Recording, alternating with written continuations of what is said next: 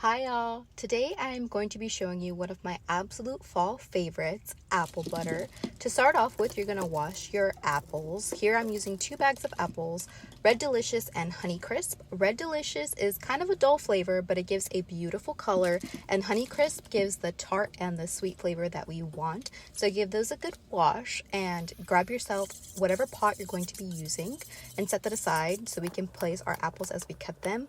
Make sure to have a nice sharp knife as you're going to be doing a lot of cutting, and start cutting your apples away. Look at how beautiful these Honeycrisp apples are. I love them so much.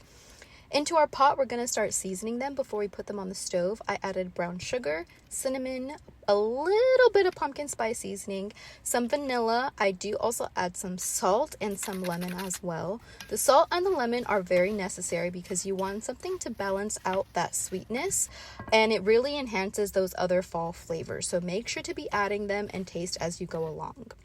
Cover that baby up, put her on the stove at medium heat, and let her simmer and reduce. This is what we are looking for, and you're just gonna keep repeating this process until your apples are nice and soft. So reduce, stir, cover, and cook. Reduce, stir, cover, and cook.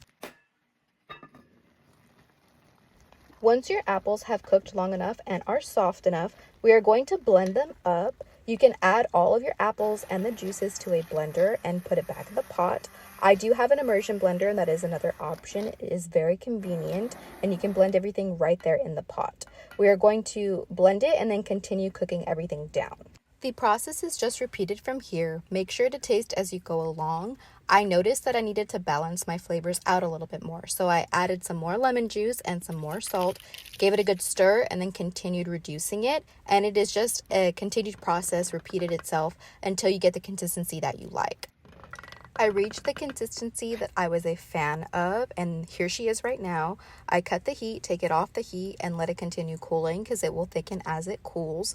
And then you jar it up, give it away, share with people, eat it yourself. It is so deliciously good. It is a fall necessity. I made these for my coworkers and I shared with everyone at work, and I got nothing but great feedback. Some of them had it for the very first time, even though I thought this was a very common thing, but I suppose not. It is so good. I love to eat it on buttered toast, and this is just on a piece of bread from my previous recipe. And let me tell you, you can tell by my reaction. It is so good. I look forward to this every single fall. It is delicious. I cannot get enough of it. I love eating this in the fall. I hope you enjoy it. Bye.